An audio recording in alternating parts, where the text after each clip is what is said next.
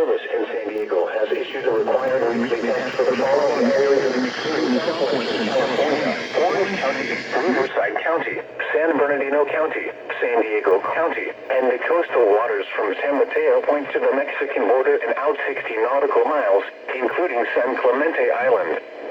A test signal was broadcast to test the public warning system. The test is normally conducted between 10 a.m. and noon each Wednesday, weather permitting. The signal was also used to test the activation and emergency readiness of the Skywire network of radio operators.